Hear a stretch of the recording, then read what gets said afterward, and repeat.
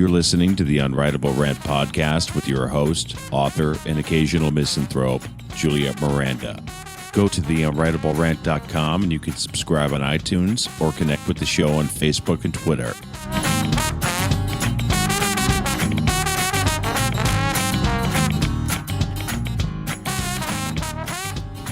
Hey there, y'all. It's Juliette Miranda. Welcome to episode 95 of the Unwritable Rant podcast. I have some heavy-duty bourbon sitting by my side, y'all. Please do not make this girl drink alone.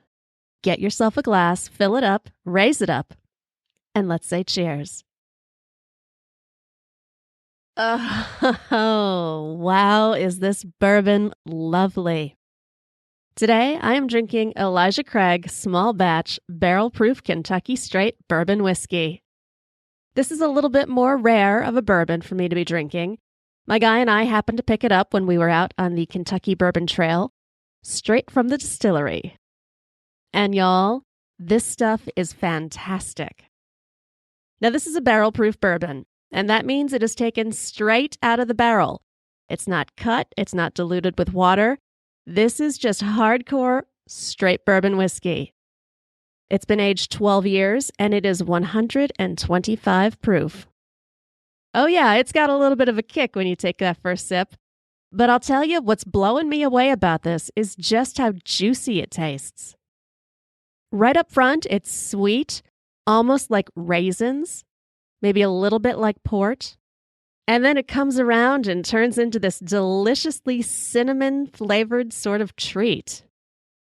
Now, I am a crazy kind of gal, and I'm drinking this stuff straight, but I can tell you right now that if you are new to bourbon, I would highly suggest throwing an ice cube in here or two. Now, I haven't done that yet, but I can only imagine just how wonderful it would open this up. So if y'all happen to find yourself a bottle of this Elijah Craig barrel-proof bourbon, grab it. It'll last you forever because this isn't something you're going to swill. You are going to drink this and savor it, just like I am right now. And I have to admit that maybe part of my enjoyment of this bourbon is just how fabulous it is outside right now. It's summer, y'all, officially. And everything is just better in the summer. The clothing, hell, I'd wear cut-off jean shorts and a t-shirt every day for the rest of my life if I could. Food tastes better. Clearly, my bourbon is tasting great. And I'll tell you, even love is amplified, especially when you're a teenager. Oh, how I loved a good summer fling when I was a teen. I looked forward to it all year round. The sultry nights, making out on a Ferris wheel, going to every festival in the state. Admittedly, my summer fantasies were probably fueled by too many Journey songs, but that's what summer was to me. I was convinced that the summer of my 17th year was going to be the best one ever, and I had my guy all picked up and ready to go. You see, I met him a little bit earlier in May at the local stock car track, which wasn't exactly the classiest place in my town, but the guy was, by my somewhat stunted standards, absolutely perfect.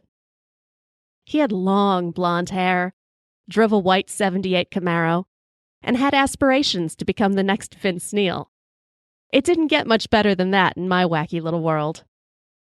Now, my parents have been ridiculously tolerant of every guy I've ever brought home, but I can't say that they were quite as smitten with this singing wonder as I was. Not that they would ever come out and say as much, because they knew better than to ever forbid me from dating someone.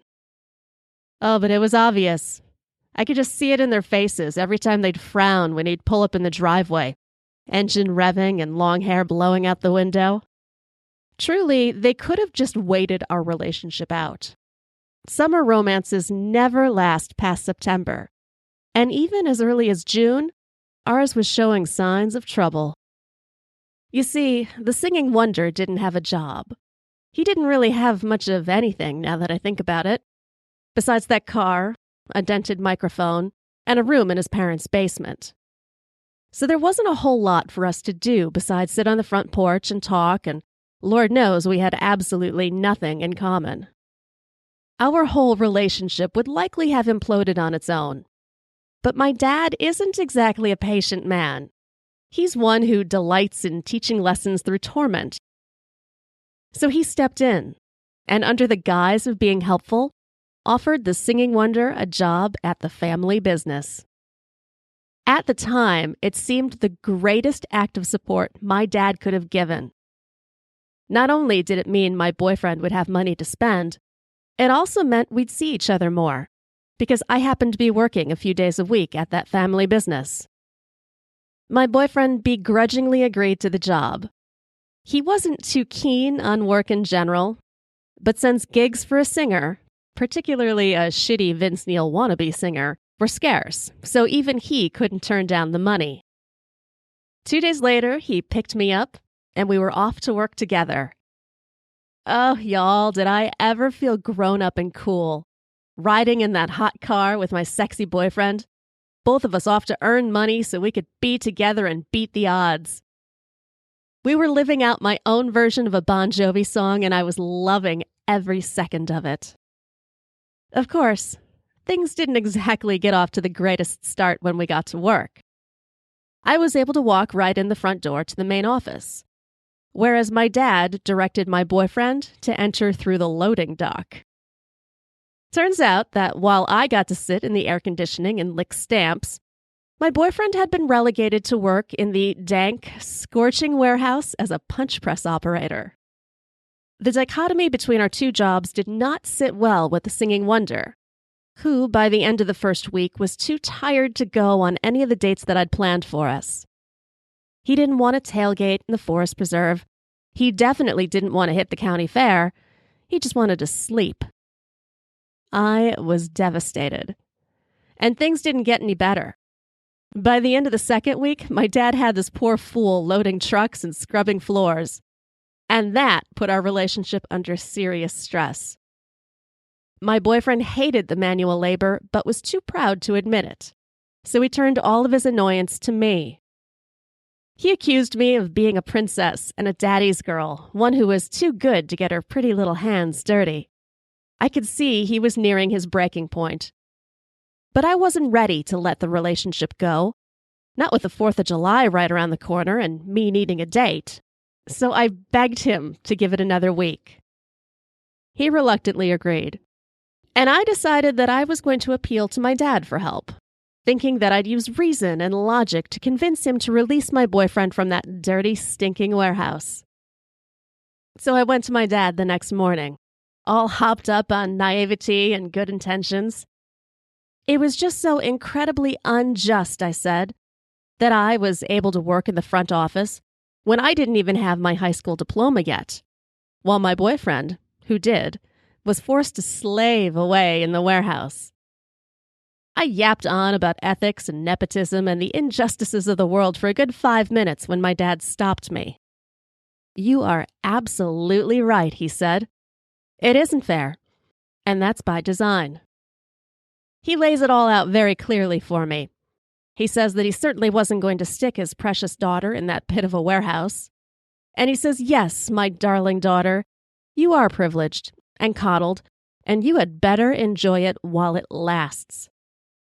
I was too ripe with hormones to accept that as an answer, and I demanded my dad let me work with my boyfriend. I wasn't going to be stereotyped as a princess. No, sir. And that's when my dad smiled. A sly sort of smile that slowly took over his entire face. And he looks at me and he says, "Well, if it's that important to you, I have a project you guys can work on together." Sure, it meant that I was going to be stuck working in that warehouse too, but I didn't care. I wanted to prove to my boyfriend that I wasn't some silly daddy's girl and that I could work just as hard as him. Now, it's here where I should probably explain what my family's business was. My grandfather started it back in the 60s, and my dad was managing it while he was getting his PhD. Essentially, the company manufactured and sold products for the zoological industry, for ranchers and farmers, and for hunters. The warehouse was stocked full of equipment, massive rolls of wire, cages, clasps, feeding supplies. And that summer, my dad decided to expand their offerings to include deer urine. Although the effectiveness of deer urine today is a little bit questionable, back then it was a hot commodity for hunters. So my dad purchased a massive vat of the vile liquid and decided to rebottle and sell it himself. Or, more accurately, he decided that the Singing Wonder and I would be rebottling it. Nothing says summer lovin' like a vat of deer piss. Just staring at that container of sloshing pee put a sense of dread in me. But it wasn't until my boyfriend pried the lid off the vat that we understood just how horrid of a substance it is. It's hard to accurately explain the stench that several gallons of deer pee emits. It's a cross between an ass full of ammonia and a rotting skunk carcass. So my boyfriend is gagging and retching into a rag that he's got in his back pocket, and he gives me this seriously nasty look. Next time you try and help me with my fucking job, give me some warning so I can quit first, he says. I know what he's thinking. The hours he had spent sweating in front of a massive punch press affectionately named Big Bertha really didn't seem like such a bad deal when confronted with a vat of deer piss. Well, it wasn't exactly what I signed up for either. And suddenly, my dad's willingness to give the Singing Wonder a job made far more sense to me. So goddammit, that meant that now I had to prove myself to two people. To my boyfriend and to my dad. Both of whom I'm sure were expecting me to throw my manicured hands up in the air and quit. No fucking way was I going to give either of them that satisfaction, even if it meant getting elbow deep in deer piss. I grabbed some gloves and started to set up our assembly line. This being the company's first venture into bottling a liquid, they didn't have any fancy gear to automate the process. That meant we were going to have to manually get the pee from the big container into many, many small ones. I wanted to funnel it in, but the Singing Wonder had other plans. He wanted to be done with this job as quickly as possible, and instead figured he could just pour the pee from the canister directly into the bottles. This seemed like a dramatically bad idea, and I told him so, suggesting that I could hold the funnel in place for him. But oh no, he was set. He looks at me and says, "I work for your dad, not you, princess." And with that, he wraps his arm around the canister, lifts it up, and begins pouring. It takes him some adjustments to get the right angle in the pee container, but after a few pours, he actually started to build up a steady, neat stream of piss. Now I'm standing on the other side of the table, putting lids on the bottles and holding my breath while he pours that putrid liquid from bottle to bottle. It seemed to be going reasonably well, but I could see that his arms were getting tired from the strain of holding such a large and awkward container at a weird angle, so I suggest he take a break. But the Singing Wonder was on a roll. He just yelled at me to get more bottles. And that is where things took a very nasty turn, y'all. Because in the process of readjusting for the new line of bottles, the Singing Wonder lost his grip on the container. The next thing I know, there is a tidal wave of deer piss splashing down on the table, splattering my shirt, and rolling like a goddamn river right off the table and onto our shoes. The smell is unfathomable. Deer piss is soaking through my shirt and making me look like a contestant in a hillbilly wet t-shirt contest. My gym shoes are saturated with yellow funk, and it's rapidly pooling up around my toes. And the floor? Oh, the floor was more foul and funky than a bathroom stall at a peep show. It was only a matter of time before every fucking deer in a 20-mile radius would be banging on the loading bay looking to get a bit of the action. My boyfriend and I begin yelling at each other simultaneously, our nostrils burning and eyes watering, both furious with the other for putting ourselves in this situation. My dad heard the commotion from his office and came back to the warehouse. I'll never be sure what he expected to find that day, but I can say he didn't look the least bit surprised to see his stubborn, wacky daughter and her dumb Singing Wonder of a boyfriend standing there, covered in piss. The damage we'd done was appalling. Not only had my boyfriend managed to dump the entire container of deer urine onto the ground, he also managed to sweep several of the glass bottles onto the ground too, where they shattered and were carried away in the river of urine. My dad fired us on the spot.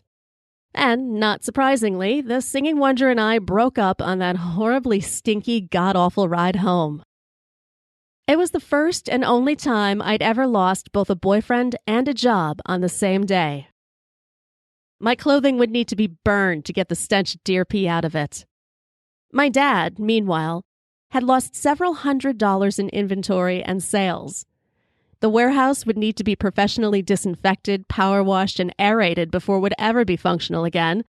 And even then, the faint stink of ammonia hovered in the air like an entity. Yet somehow, despite all of that, I still think my dad felt he came out ahead. And with that, I'm raising up my bourbon and I'm drinking to summer love. Oh, I love this bourbon. Like I mentioned we picked it up just last weekend while we were out stomping around Nashville and Kentucky.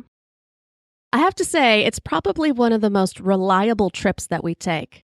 We go to Nashville looking to hear great country music, eat barbecue, and drink bourbon, and it always delivers. It is something of a long trek to and from Chicago, a solid 8-hour drive. And that's why we like to break up our trip home. We venture off the beaten path and head on down into Kentucky on the Bourbon Trail and visit some of our favorite distilleries. Now, I have said this more times than I can recall.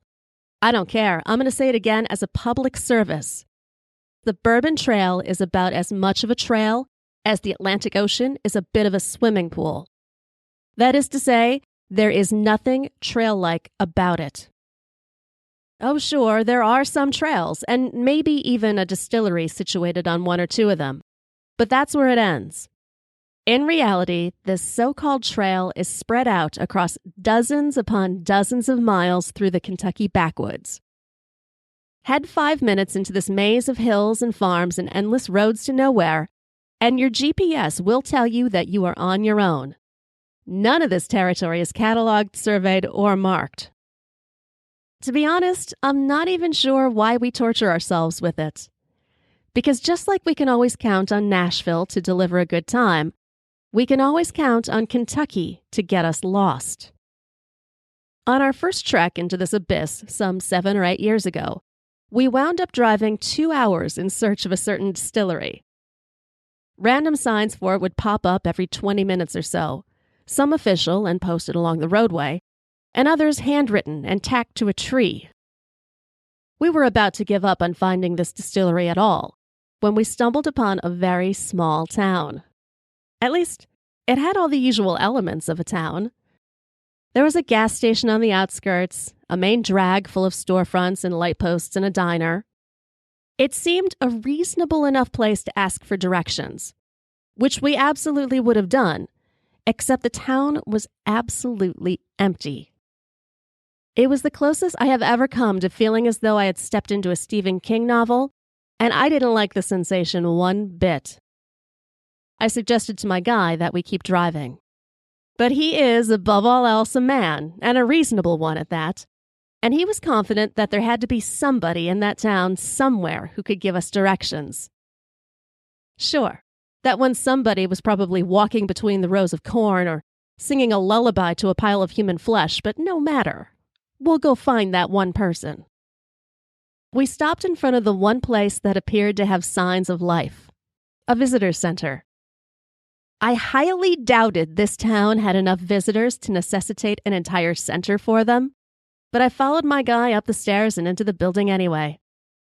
We are immediately greeted by the most chipper little old lady you can imagine, and boy did she look glad to see us.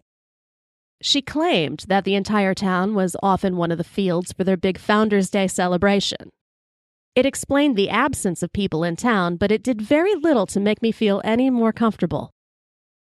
Especially when the old biddy explained that she'd be happy to give us directions to the distillery, but only if we stayed for a tour through her historic home. You see, that visitor's center was located inside of a turn-of-the-century house full of authentic crap. Furniture, dirt, old-timey appliances, right down to the lack of air conditioning, and she was dying to show it off. My guy and I look at each other and we just kind of shrug. I think we both felt bad for the old bat, so we agreed to take her tour. She claps her hands together and leads us off to the parlor, where there's one other couple waiting, clearly suckered into her scam the same way we were. She promises to return in a few minutes to start the tour. Now, the woman who left the room was a little bit ditzy and clearly a genius at marketing, but reasonably harmless. The woman who returned was a fucking fruitcake.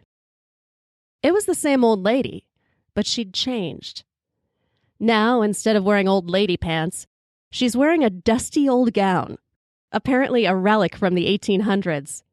She'd stuck a ratty coiled wig on her head, and what's more, she's now calling us her guests and speaking in a dialect resurrected from 1890.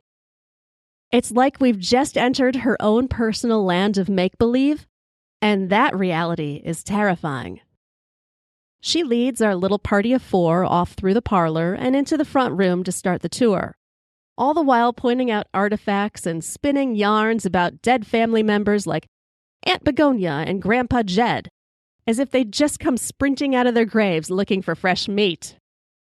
This excruciating tour of the damned took us all through the house, root cellar to master bedroom, with detours through the newfangled ice locker and even a peek into her water closet. Every single picture and couch doily had a story attached to it. And that meant, for 60 solid minutes, we were held captive in this Twilight Zone hell. I tried to be polite for the first half hour or so. We all did. But by the hour mark, we'd given up on common courtesy. It was now clear to us why there was nobody in that town. This crazy old lady had probably bored them all to death. The other couple just turned around and walked out. And I was ready to follow suit because this tour didn't seem even remotely close to wrapping up. I had to wonder just how damn big this house was. And y'all, it was stifling. Apparently, the windows had been nailed shut. And if that isn't a glaring warning sign, I don't know what would be. Of course, there's no air conditioning, so we're trapped in a century worth of humidity, blazing heat, and insanity. I could barely see for all of the sweat that's pouring into my eyes. I no longer care if we're going to make it to the distillery. I just want to make it back to our present. Screw this old town nostalgia. So we've just entered into the library, which includes this large tabletop display. It was the entire town in miniature, complete with scale model houses, barns, figurines. The crazy lady tried to claim that her whole family had made it during the big blizzard of 1892, but I called bullshit. I know hobby craft supplies when I see them. Besides, between all of the horses and carriages on the fake dirt road, I spotted a Hot Wheels. So the old lady turns her attention towards some antique banjo on the wall, and I figure this is our chance to make a break for it. I turn to my guy. Now, he checked out of the tour back on the 3rd floor after hearing a riveting and likely completely made-up story about Great Aunt Begonia's quilting skills. He had his cell phone in hand and appeared to be desperately trying to get a signal. I wasn't sure if he wanted to send out an SOS or just be reminded what decade it was, but he was so preoccupied with the phone that he didn't notice the table or the display on top of it. And just as his phone springs to life, with the one Wi-Fi signal in the whole town, my guy knucks right into that table, causing a veritable earthquake to ripple through the model town and sends plastic trees and cows and barns tumbling to the ground. That wakes up the old crow, who instantly ditches the old-timey formalities and replaces them with flat-out old-timey rage. "You hooligans! What have you done to my beautiful display?" she cries. She runs over to it and begins scooping up the dollar store toys into her apron. She's cooing at them as if they contained the very souls of Aunt Begonia and Grandpa Jed themselves. I'm slowly backing out the door at this point, but my guy, ever the polite man, leans over to help her. She swats his hand away and she informs us that if she had her druthers, all of us uppity folks would be bounced right out of that town. And then she starts muttering to herself again, and I swear to God, I heard her say something about getting Daddy's musket. Well, that's all we needed to hear. So we take our cue and hot-foot it out to our car and hit the road. We never did make it to a distillery on that very first trip. And I reminded my guy of that very fact this past weekend, just as we were circling the same empty refrigerator for the third time in 30 minutes, somewhere en route to the Maker's Mark distillery. Yes, y'all, once again, we were lost in Kentucky. This time, however, we weren't so far removed from civilization or reality, and managed to find ourselves a gas station where we could fill up the tank. My guy was busy getting directions from the owner, so I got out of the car to stretch my legs a little bit. And as I'm wandering around, something behind the building catches my eye. I couldn't quite make it out for sure. It just seemed so odd and out of place. And as I got closer, it came into focus. And y'all, I will swear on my life that I saw file cabinets. All of them stacked together out there in the brush behind the gas station. Just regular everyday file cabinets hanging out and back. And again, it was weird. But this being Kentucky, where we'd seen bathtubs and toilets used as lawn art, didn't strike me as entirely implausible. So I decide I'm going to get a closer look. Maybe snap a few pictures, check things out. It was just so baffling to me. I couldn't wrap my head around these file cabinets back there. So I'm walking closer and closer. And as I am standing directly in front of them, I reach out and I think that I'm going to attempt to pull one open. When I'm stopped, I am surrounded by a black cloud of incessant buzzing. When it dawns on me what it is, I let out a wild shriek and run as fast as I can back to my guy, waving my arms and crying. I crash right into him, knocking us both down on the ground in my frantic need to escape the swarm of bees I have unleashed from the depths of those fucked up file cabinets. The gas station owner looks a little concerned and he helps us to our feet. Now me, I am a hot mess. I am panting and shaking and trying desperately to convey the horrors that I have found in the back. File cabinets. I keep saying it over and over. File cabinets. What kind of psychopath keeps file cabinets full of bees? And I give the gas station guy my most thorough look of disgust for his depravity. He's a maniac in my mind, stockpiling bees and file cabinets in his backyard. And his jaw drops then, and it's clear that he's just made sense of my mad ramblings, and he begins to laugh. Deep bellows of laughter that echo through the town as he explains to me that no, those are not file cabinets. They're bee boxes. The man was a beekeeper. Y'all, I'd like to blame my poor eyesight or bourbon-soaked liver for this one, but I can't. Because for all of my boot-wearing and drawling and yawling, the fact remains that I am still a city girl and occasionally a dingbat. And with that, it's time for me to have a little bit more bourbon. Hang on, y'all. Whew. All right, that is tasty. Well, I will tell you that I will never live that one down. So much so that when my guy and I were out driving home, we went past an Office Depot and he started making buzzing sounds. Because, of course, my guy loves me. It's time for me to wrap up this podcast. Thanks so much for listening. I will be back to share more stories with you again next weekend. Cheers, y'all. Go to theunwritablерant.com and sign up to get early access to interviews and new videos. You can hear new episodes of The Unwritable Rant on radiovegas.rocks every Tuesday at 4 p.m. Eastern and on IPMNation.com on Saturdays and Sundays at 6 p.m. Eastern, and hear best of episodes every weekday at 3 p.m. Eastern. And don't forget to connect with Juliette on Twitter at Morning Neurosis. Girl, you was pretty as a Sunday morning, standing on the corner at Carondelet.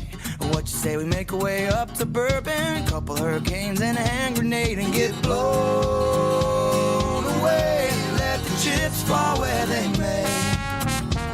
If it's all the same, what you say, bon ton,